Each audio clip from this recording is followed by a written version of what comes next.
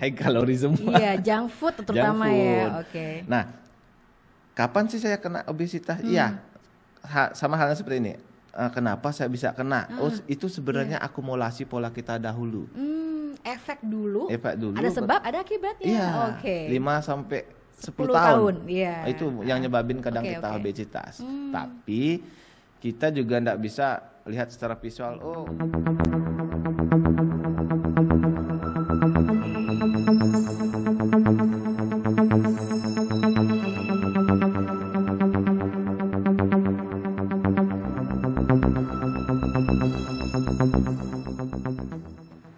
Makan semangka di atas kertas. Ada Beli Eka yang bakal ngomongin obesitas. Hai sahabat kreatif, ketemu lagi bersama saya Irna. Nah, Beli Eka ngomongin soal obesitas. Nih ngerasa tertampar langsung lihat body gitu ya. Sebenarnya obesitas itu apa sih? Oke. Ini sebenarnya kita lihat dulu fakta. Oh, Sebenarnya ini juga berbarengan dengan tema Hari Gizi sebenarnya. Oke. Ada stunting, ada obesitas, masalah gizi ganda. Nah, mungkin dari Mbak Irna sendiri, wah saya ini obesitas apa enggak sih? Ngerasa soalnya. Ngerasa, ya. Langsung insecure ngomongin bahas. Oh, oke. Saya mikir ini obesitas apa ya? Oke, kalau kita secara ilmiah sebenarnya obesitas itu sebenarnya apa yang kita makan itu enggak balance dengan apa yang kita pakai. Langsung beneran tertampar itu. Benar ya. Apa suka makan malam ini? Iya, benar-benar. Jadi energi yang kita ambil dari makanan pada saat kita makan tidak selevel, tidak sebanding dengan aktivitas yang kita pakai. Jadi boleh dibilang ada penumpukan lemak di dalam tubuh. Tapi gitu ya. bisa kok diatasi, Bisa. jangan insecure gitu dong. Oke. Nah, sebenarnya emang yang harus diketahui sama sahabat kreatif nih tentang obesitas. Ada kadar, maksudnya dari ukuran usia itu emang ditentukan juga obesitas itu bisa ya. Misalnya kalau masih bayi kan lucu kalau endut-endut gitu. Gemul-gemul ya. Cemoy-cemoy gitu. Nah, kalau kayak gimana nih ukurannya menurut Beli Eka? Oke, obesitas. Ini sebenarnya kalau kita remaja 18 tahun ke atas. Nah, Mbak Irna masuk kategori mana ini? Waktu beberapa tahun yang lalu. Oke. Kalau 18 tahun ke atas yang notabene keadaan metabolisme tubuh kita masih bagus, sebenarnya sih hampir enggak kelihatan. Ada cumanya ini yang susahnya. Cumanya ini yang susah. Kadang pola hidup atau gaya hidup kita yang menyebabkan adanya obesitas. Terlebih kita juga kurang gerak, jarang aktivitas. Sekarang kebanyakan ya zaman internet ya apa-apa kita cari lewat mobile pun. Jadi secara otomatis aktivitas kita kurang. Nah, kedua gaya hidup. Nah, kadang kita kan boleh dibilang anak muda suka nongkrongnya di warung yang boleh dalam tanda kutip agak menunya high kalori semua. Iya, junk food terutama ya. Nah, kapan sih saya kena obesitas? Iya, sama halnya seperti ini. Kenapa saya bisa kena? Itu sebenarnya akumulasi pola kita dahulu. Efek dulu. Ada sebab, ada akibatnya. Iya. 5 sampai 10 tahun. Iya. Itu yang nyebabin kadang kita obesitas. Tapi kita juga nggak bisa lihat secara visual. Oh, si A obes nih. Oh, si B enggak obes, enggak. Ada tekniknya nanti, Mbak. Ada hitung-hitungannya? Ada hitung-hitungannya. Belum tentu yang misalnya anggap yang agak gitu ya. Itu obesitas, tapi belum tentu yang kurus enggak taunya enggak gitu. Belum tentu ya. Jadi ada kadar-kadarnya ya. Ada. Boleh dibilang kalau secara spesifik kita harus ukur tinggi badan sama berat badan kita. Nanti ada perbandingannya, ada sedikit rumusnya, nanti ketemu istilahnya rasionya. Kalau sudah rasionya melebihi 25, berarti harus ketemu saya dong. Harus ketemu saya dong untuk konsulnya. Jangan sampai ketemu Beli Eka ya hitungannya gitu. Jangan sampai ketemu saya. Maunya sih sehat sama sesuai balance lah hitungannya. Nah, sebenarnya juga kalau misalnya yang harus dilakukan nih, misalnya kalau kita udah tahu bahwa nih yang muda-muda nih, ini pelajaran banget kalau misalnya masih umur 18, masih lah untuk 5 tahun sampai 10 tahun ke depan bisa kita atasi, bisa kita handle. Apa yang harus dilakukan? Pertama yang kalau misalnya kita merasa aduh saya ini udah badannya agak berat, terus kedua tidur saya udah enak, bangun pagi nggak seger. Apa sih yang harus saya lakukan? Yang pertama yang paling saya tekankan sebenarnya niat. Itu dia. Kadang hari ini niat, besoknya lupa. Iya. Itu niat besok. Males, makanya. Niat dulu, saya mau sehat, mau jalanin pola yang sehat seperti gimana. Sebenarnya caranya simple sih, Mbak Enang.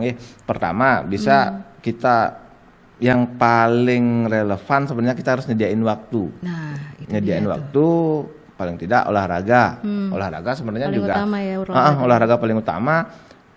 Ini apa namanya? Waktunya enggak perlu lama sih sebenarnya. Iya ya, durasinya sebenarnya seberapa lama? Seberapa ya? Yang 30 menit aja cukup. Sebenarnya ya. Sebenarnya. Tapi lebih milih rebahan. Main gadget. Gadget. Bisa enggak kita potong waktunya ini kita pakai untuk olahraga. Nah, cuma olahraga ini minimalnya seminggunya paling 3 sampai 4 kali aja.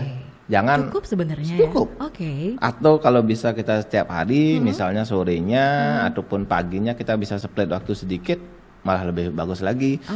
Karena kalau olahraga tuh sifatnya BBTT istilahnya. Apa itu? Apa dong? Penasaran dong, pengen tahu. Olahraga itu ya baik, benar, terukur dan teratur. Jadi emang sebenarnya kalau olahraga yang benar, baik dan terukur itu sebenarnya waktu pagi atau sore atau malam sebenarnya nih? Konsisten sebenarnya. Gitu. Catat ya. Yang lagi melaksanakan olahraga konsisten. Hari ini iya, 2 bulan kemudian enggak. Kadang kan kita kebanyakan. Iya. Sekarang olahraga, besoknya enggak, lagi 2 hari juga enggak. Kalau sudah kebablasan sampai 3 hari, hari keempat tuh udah malasnya muncul. Itu langsung kena banget. Kerasanya pasti gini loh, maksudnya gini loh Blieka, kayak sibuk banget tetap sampai nggak bisa ngukur, ngitung atau manage waktu gitu ya. Tapi ternyata emang wajib banget sahabat kreatif, jangan pernah lupa yang namanya olahraga. Next. Itu yang kedua. Ini sebenarnya hal sepele yang kadang kita tidak lakukan. Sarapan pagi. Kenal lagi enggak? Kenal lagi. Jadi nanti makan siangnya itu dirapel. Cakep banget ya. Makan siang dirapel, otomatis kita nanti makan cepat. Bener banget. Terburu-buru. 1 menit, 2 menit udah habis satu piring porsi besar. Tapi kalau buat kita tuh kadang-kadang itu yang bisa dilakukan tuh gimana ya, Blieka? Maksudnya karena memang mungkin kayak jam kerja. Nah, kayak gitu tuh. Kita bisa sempatkan sebenarnya sedikit waktu makan untuk sarapan pagi sebenarnya nggak perlu banyak. Yang penting perutnya isi dulu. Bisa pakai roti yang notabene gampang dicari juga. Kalau stoknya juga bisa dalam jangka waktu lama, kita itu pakai sarapan. Kenapa? Ini untuk mengantisipasi kita nanti makannya terlalu over di siang hari. Itu catatan penting banget juga. Catatan penting. Di samping itu kan yang tidak sarapan pagi juga akan memicu jenis penyakit tidak menular yang lainnya. Contohnya lambung, ada mah. Iya, asam lambung lagi ngehits banget ya. Ngehits banget sekarang. Orang ngehits mah apaan gitu, emang asam lambung gitu kan. Berarti kan lifestyle-nya kita emang udah nggak bagus gitu ya. Kurang bagus. Itu nanti kita istilah Balinya ngerapu nanti di makan siangnya. Nah, pada saat kita makan siang dengan porsi yang banyak, dengan makan yang cepat, kadang respon tubuh antara saya sudah cukup nih asupannya dengan saya keburu terlalu banyak makan nih beda. Jadi sebenarnya ini udah cukup, tapi kita masukin semua nih duduk. Belum ini nih ya. Itu yang ditimbun. Selanjutnya air putih. Nah ini juga sepele. Sepele memang. Cuman kadang malas, kenapa? Abis minum pasti ke belakang, itu yang bikin. Itu malas. Padahal kalau air putih untuk yang obesitas bisa loh bantu untuk diet, untuk nurunin ini. Catatan penting lagi bahwa air putih itu selain hitungannya gampang lah dapatnya, nggak usah mahal-mahal juga harganya, nggak kayak minuman kopi, kafein atau jus-jusan yang memang jadi gitu kan. Harga air jauh lebih murah lah itu. Lebih murah dan gampang dicari. Contoh sederhana, kita mau makan air putih dulu segelas. Karena ini untuk mendeteksi di tubuh saya ini lapar apa saya haus.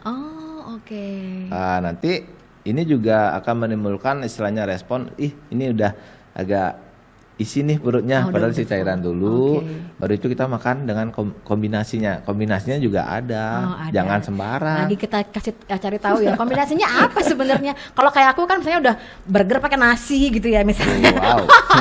Mie pakai nasi gitu, bukan aku ya. Ada contohnya gitu misalnya. Ada soalnya emang Indonesia apalagi terutama makan mie itu paling enak pakai nasi. gizi. Iya benar. Udah ada telurnya, tambah sosis, bakso, sayur, cabe, udah deh. Udah deh ya. Itu sebenarnya lari ke kebiasaan Mbak Ira. Betul, kebiasaan. Karena kita terbiasa makan dengan porsi yang besar. Okay. Kalau simpelnya sih kita mau diet, tapi gimana kita caranya mau ngurangi biar kita tidak terlalu berlebih untuk asupannya pakai piring yang lebih kecil deh contohnya. Nah, kobokan. Kan kecil tuh ya. Daripada pakai piring itu yang kan lebar. Besar kan. Oke. Otomatis kalau pakai piring yang besar, kita pasti agak ngamuk makannya. Oh iya, karena masih sedikit nih. Masih sedikit. Padahal isi semua wow, kayak gunung nanti.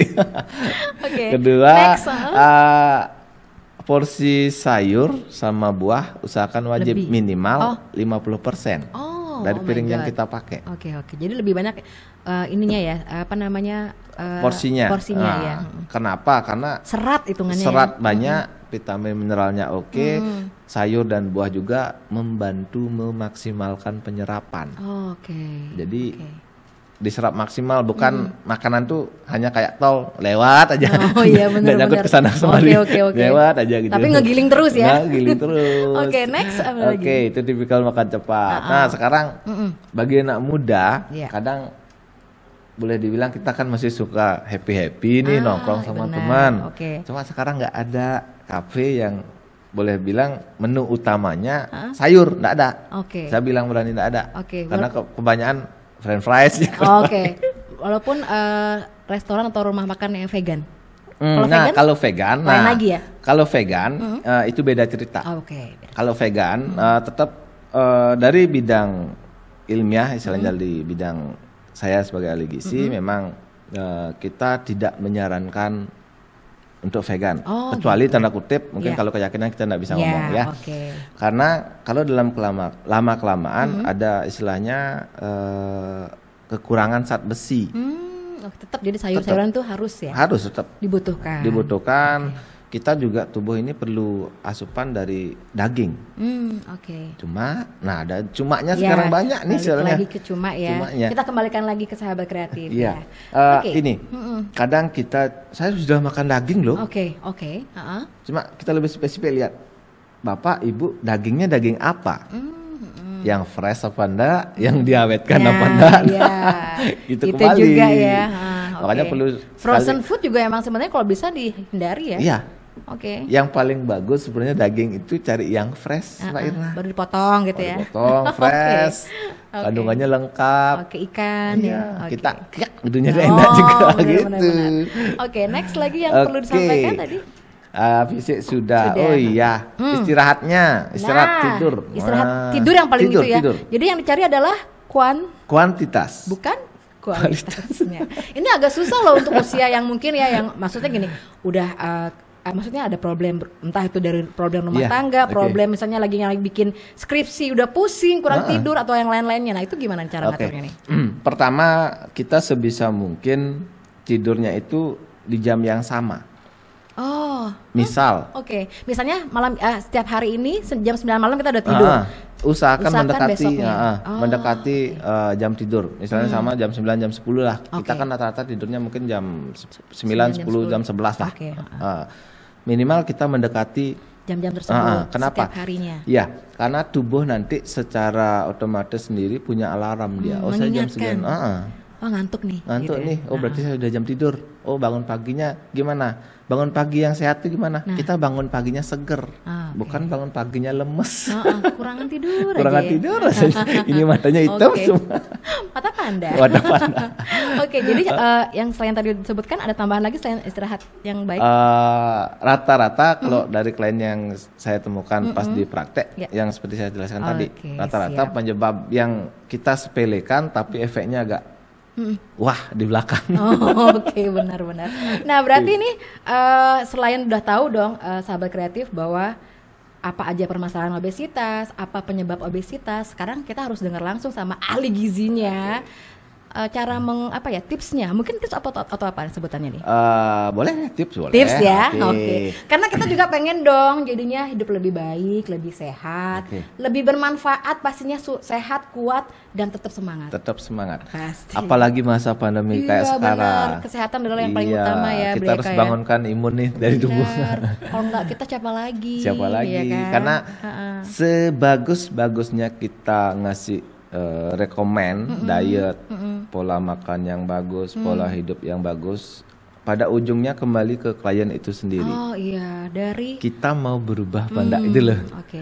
Kita dari bidang istilahnya gizi, kita sudah rekomen ini loh pola yang lebih bagus, kembali ke klien.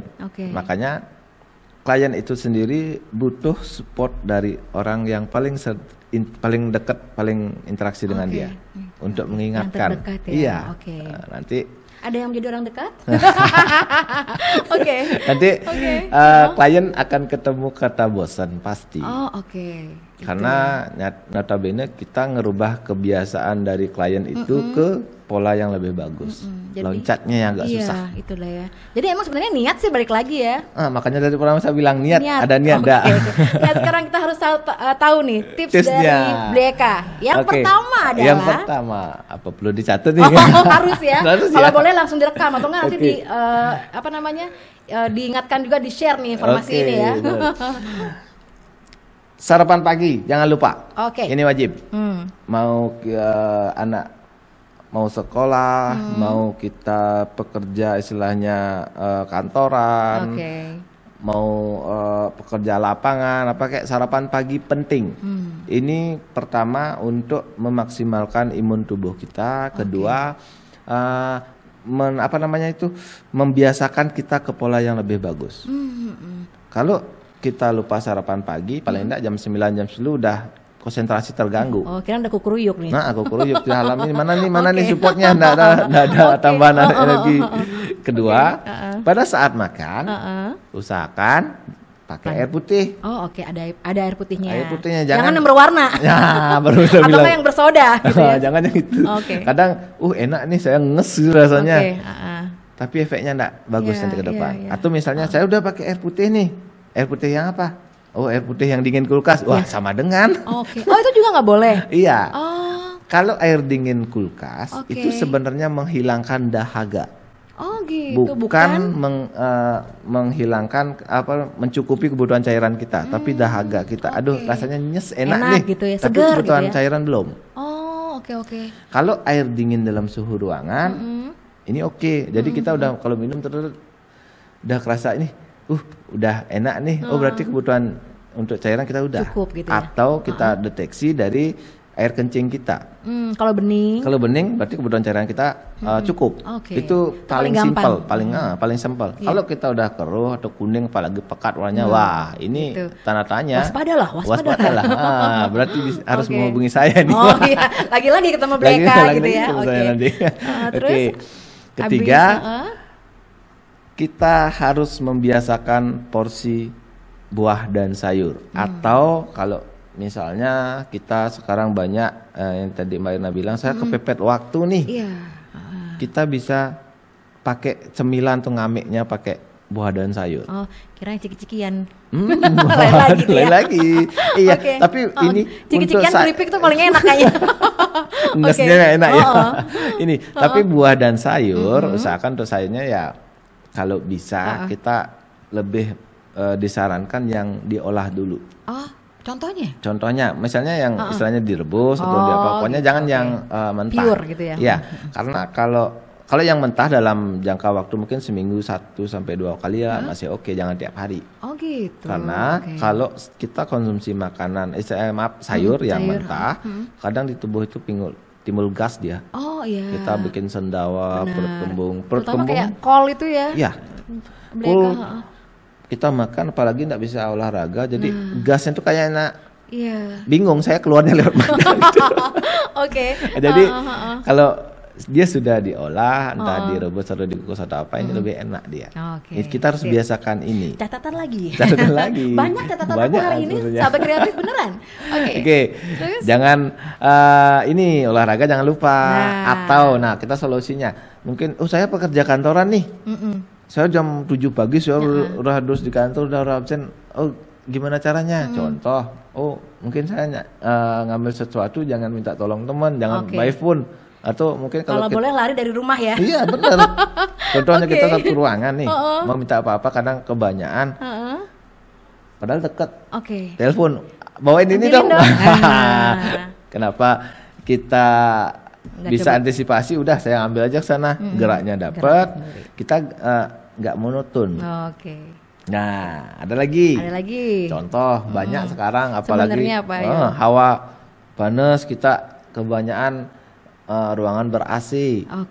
Itu juga. Kita ruangan ber-AC, kadang ini saya enggak haus kok. Tapi kerasa pengen minum. Itu harus diwajibkan untuk minum. Siap. Contoh sederhana, gimana kita bisa lihat ini kulitnya kering. Mungkin selama kita kerja di ruangan ber-AC, apalagi yang AC-nya lumayan agak dingin, ya kita bisa jadwalkan tiap 3 jam saya harus minum untuk pengganti asupannya. Jangan lupakan. Pasti. Itu beberapa tips sih.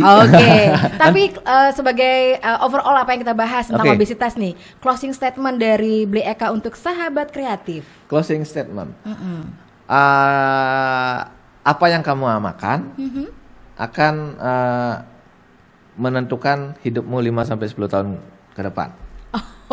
Simple ya, tapi langsung kena sahabat kreatif. Cuma ada sih, minimal kita biasakan minum air putih, sayur dan buah wajib, istirahat yang cukup, aktivitas fisik.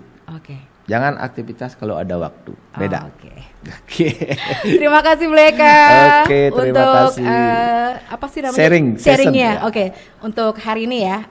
Dan kali ini pastinya. Buat sahabat kreatif, sekali lagi apa yang dia disampaikan oleh Bli Eka semoga bermanfaat buat kita semuanya. Jangan lupa salam sehat ya buat kita semuanya, tetap semangat dan jangan lupa juga jadikan terus generasi muda sebagai headline. Salam kreativitas. Bye.